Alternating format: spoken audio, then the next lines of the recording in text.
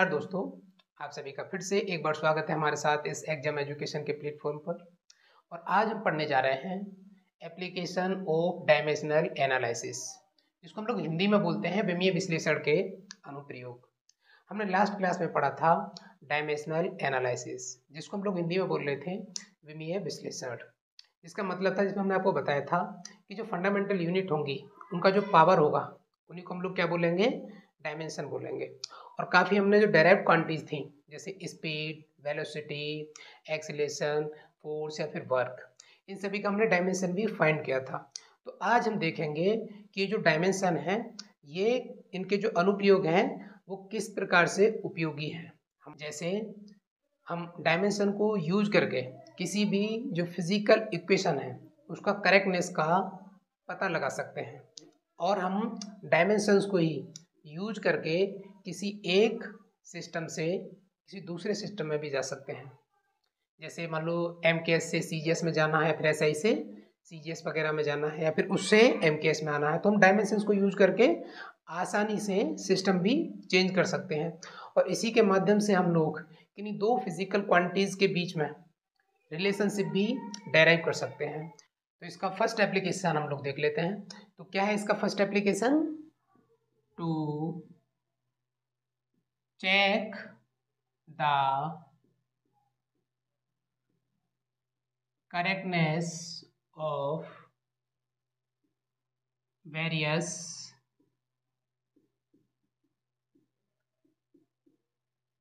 Physical equation. तो जो इसका फर्स्ट एप्लीकेशन है वो हमने ले लिया है to check the correctness of various physical equation, जिनको हम लोग हिंदी में बोलते हैं भौतिक समीकरण। तो जो भौतिक समीकरण है हम उनका करेक्टनेस चेक करना चाह रहे हैं। जैसे काफ़ी फिजिकल इक्वेशन आप लोग देखते रहते हैं, तो हम लोग उनको देखना चाह रहे हैं कि जो फिजिकल इक्वेशन लिखी हुई हैं कि वो डायमेंशनली करेक्ट हैं या फिर नहीं है।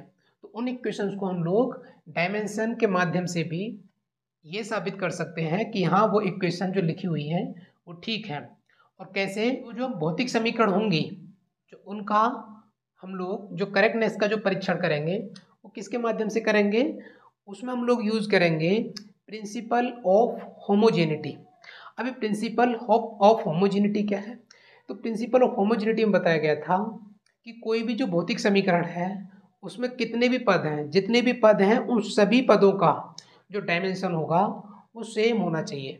तो क्या बताया गया था किसमें?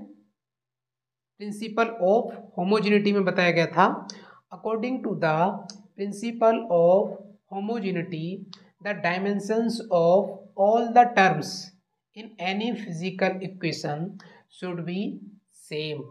तो इसका मतलब ये है कोई भी जो फिजिकल इक्वेशन होगी उसमें जितने भी टर्म्स होंगे उन सभी का डायमेंशन सेम होना चाहिए। अगर सभी का डायमेंशन सेम है तो इसका मतलब ये है कि इक्वेशन करेक्ट है। अगर सभी का डायमेंशन सेम नहीं है तो इक्वेशन करेक्ट नहीं है। तो इसके लिए हम लोग एक एग्जाम्पल ले लेते हैं। जैसे सबसे पहले हमने एग्जाम्पल ले लेते हैं, क्या कोई भी एक इक्वेशन ले लेते हैं। चलो मान लेते हैं जो हम फर्स्ट इक्वेशन ऑफ मोशन ही ले लेते हैं। कौन सा? फर्स्ट इक्वेशन ऑफ मोशन, जिसको हम लोग हिंदी में बोलते हैं गति का प्रथम समीकरण, इसी को ले लेते हैं। और हमको पता है फर्स्ट इक्वेशन ऑफ मोशन क्या है। जो फर्स्ट इक्वेशन ऑफ मोशन है हमको इसका करेक्टनेस का परीक्षण कर रहे हैं हम लोग। तो हमको क्या पता है, क्या होता है? V is equal to u plus AT होता है। जो गति का प्रथम समीकरण होता है क्या होता है? V is equal to u plus AT, जिसमें V क्या है? ये फाइनल वेलोसिटी है, और जो U क्या है? ये इनिशियल वेलोसिटी है, और A क्या है? ये एक्सीलरेशन है, और T क्या है? टाइम है। तो इसमें कितने टर्म्स हैं भाई? फर्स्ट तो ये हो गया, चलो ये मान लिया, सेकंड ये मान लिया, और थर्ड ये मान लिया। तो इसमें 3 टर्म है। तो अगर ये जो इक्वेशन है डायमेंशनली करेक्ट है तो इसका मतलब ये है कि इसका फर्स्ट, सेकंड एंड थर्ड तीनों पदों का जो डायमेंशन है वो सेम आना चाहिए। तो सबसे पहले हम लोग जो LHS में फर्स्ट टर्म दे रखा है हम उसको देख लेते हैं। LHS में फर्स्ट टर्म क्या दे रखा है हमको? V दे रखा है।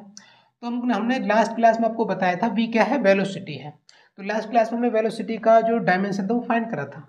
इस वेलोसिटी को हमने लिखा था डिस्प्लेसमेंट अपॉन टाइम। डिस्प्लेसमेंट क्या है, एक लेंथ है, और लेंथ को हम लोग किसे शो करके एल से, और अपॉन टाइम, टाइम को टी से शो करके टी को जो ऊपर लेकर आए थे तो क्या हो गया था, एल टी माइनस वन हो गया था, एल टी माइनस वन। ये किसका डायमेंशन हो गया था, वेलोसिटी का। तो फर्स्ट टर्म का जो डायमेंशन है वो एल टी माइनस वन हो गया है। अब आर एच एस में देख लेते हैं हम लोग, किसमें, आर एच एस में। आर एच एस में कितने टर्म है, दो टर्म है, सेकेंड प्लस थर्ड, ये टर्म दे रखे हैं। तो जो आर एच एस में दो टर्म क्या है, फर्स्ट तो यू है प्लस उसके बाद क्या है, ए टी है। तो अब आप देख रहे हैं जो फर्स्ट टर्म यू है तो ये वेलोसिटी ही, बट इनिशियल है, जो प्रारंभिक वेग जिसको हम लोग बोल रहे हैं। तो वेलोसिटी को तो हम लोग डिस्प्लेसमेंट अपॉन टाइम ही लेंगे ना, तो इसका डायमेंशन तो सेम ही रहेगा। तो इसका डायमेंशन क्या हो जाएगा, एल टी माइनस वन। अब प्लस क्या दे रखा है, ए क्या है, एक्सीलरेशन है। तो एक्सीलरेशन का भी हमने लास्ट वीडियो में फाइंड करा था, क्या, एल टी माइनस टू। और टाइम क्या है, टी। तो टाइम को हम लोग किस में लेते हैं, टी में। अब इसको भी हम बराबर करके लिखते हैं तो क्या हो जाएगा, L T minus one plus, अब आप देख रहे हैं यहाँ पे एल का पावर एक है, टी का पावर माइनस दो है, और यहाँ पे टी का पावर कितना है, एक है। तो यहाँ पे टी का पावर माइनस दो और यहाँ पे टी का पावर एक है, इनके बेस सेम है। तो बेस जब सेम होते हैं तो पावर आपस में ऐड हो जाती है, आधार समान होने पे क्या होता है, पावर जुड़ जाती है। तो एल माइनस दो और प्लस एक कितना हो जाएगा, माइनस एक हो जाएगा। तो ये हमारे पास कौन सा टर्म था भाई, ये सेकंड था, और ये हमारे पास कौन सा था, थर्ड टर्म था। तो हमने देखा जो फर्स्ट टर्म था उसका जो डायमेंशन आया वो एल टी माइनस वन आया, देख रहे हैं आप लोग, वी का। सेकंड टर्म जो यू था उसका भी डायमेंशन कितना आया, सेकंड टर्म का ये रहा, एल टी माइनस वन आया। और जो थर्ड टर्म है ए टी, इसका भी डायमेंशन क्या है, एल टी माइनस वन आया है।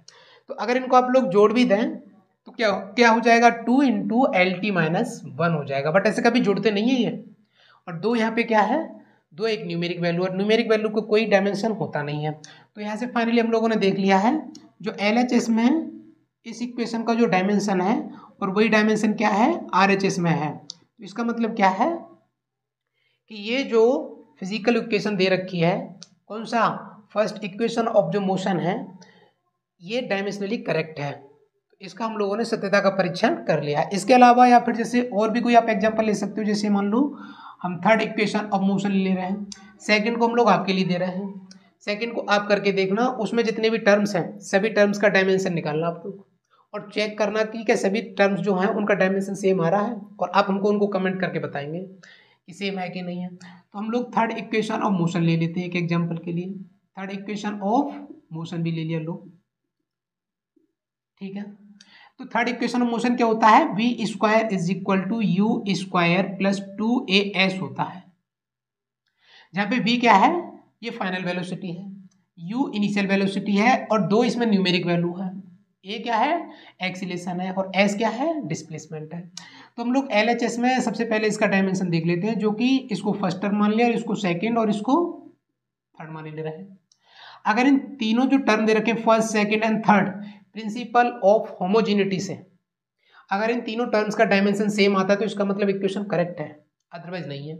तो सबसे पहले हम लोग देख लेते हैं एल एच एस में फर्स्ट टर्म दे रखा है क्या, वी स्क्वायर। तो आप देख रहे हैं वी क्या है, वेलोसिटी है। वेलोसिटी का भी हमने देखा था क्या था, एल टी माइनस वन था, डायमेंशन क्या था, एल टी माइनस वन था। जब एल टी माइनस वन था और इसका भी क्या हो रहा है, स्क्वायर हो रहा है, तो जब दोनों पे स्क्वायर हो जाएगा तो एल का पावर कितना हो जाएगा, दो, और टी का पावर कितना हो जाएगा, माइनस का दो हो जाएगा। तो जो फर्स्ट टर्म है उसका डायमेंशन क्या आ गया भाई, L square T minus two आ गया है। अब हम लोग आर एच एस में देख लेते हैं, आर एच एस में कौन कौन से टर्म है, आर एच एस में सेकेंड और थर्ड दे रखे हैं। अगर हम इन टर्म्स का डायमेंशन देखें तो क्या दे रखा है हमको, यू स्क्वायर प्लस टू ए एस दे रखा है। तो आपको पता है यू क्या है, इनिशियल वेलोसिटी है। तो इनिशियल वेलोसिटी को भी हम लोग एल टी माइनस वन ही लेते हैं, और इसका भी क्या है, स्क्वायर है। फिर उसके साथ क्या है, दो न्यूमेरिक वैल्यू है। तो जो न्यूमेरिक वैल्यू होती है उनका कोई डायमेंशन होता नहीं है, तो इसलिए हम इसका डायमेंशन नहीं लेंगे। और एक्सीलरेशन का डायमेंशन हमको पता है, पीछे हमने निकाला था एल टी माइनस टू, और एस क्या है, डिस्प्लेसमेंट, इसको हम लोग एल में लेते हैं।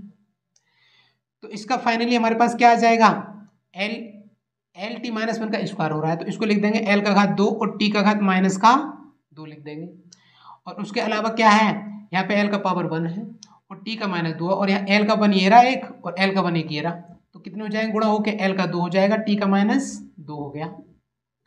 तो आप यहाँ क्या देख रहे थे, सेकंड टर्म था, और ये थर्ड टर्म था। तो फर्स्ट टर्म का जो डायमेंशन आया था वो L square T minus to आया है, सेकेंड टर्म का dimension L square T minus to आया है, और थर्ड टर्म का dimension L square T minus to आया है। अगर आप इन दोनों टर्म को जोड़ना भी चाहोगे तो two into L square T minus to होगा, बट इसे जोड़ते नहीं है, टर्म्स का डायमेंशन अलग अलग देखते हैं। तो ये क्या है, आर एच एस, तो आर एच एस का डायमेंशन बराबर किसके आ गया है, एल एच एस के डायमेंशन के। तो हम इसको ऐसे भी लिख सकते हैं, L H S is equal to R H S, जिनका डायमेंशनली क्या गया, एल एच एस का डायमेंशन और आर एच एस का डायमेंशन सेम आ गया है। तो इसका मतलब ये जो इक्वेशन है ये क्या है, करेक्ट है, हमने इसकी करेक्टनेस का परीक्षण कर लिया है।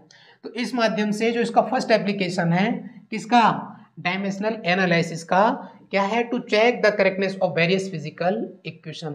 तो जो फिजिकल इक्वेशंस होती हैं हम उनका करेक्टनेस ऐसे चेक कर सकते हैं, जैसे कि मान लो आप लोग मीटर में मीटर ही जोड़ोगे, कि मीटर में आप लोग किलोग्राम नहीं जोड़ सकते, समझ रहे आप लोग। तो इस प्रकार हम लोग जो फिजिकल इक्वेशंस हैं उनकी करेक्टनेस का परीक्षण कर सकते हैं। जो भी फिजिकल इक्वेशन होगी उसमें जितने भी टर्म होंगे, सभी टर्म का, अगर वो इक्वेशन डायमेंशनली ठीक है तो सभी टर्म्स का जो डायमेंशन होगा वो सेम आएगा। तो आई होप आपके ये फर्स्ट एप्लीकेशन समझ में आएगा। सेकंड एप्लीकेशन हम नेक्स्ट वीडियो में लेते हैं, कि नहीं फिर वीडियो लेंथी हो जाती है। ओके, सो आप सभी का हमारे साथ जुड़ने के लिए बहुत बहुत शुक्रिया, थैंक यू।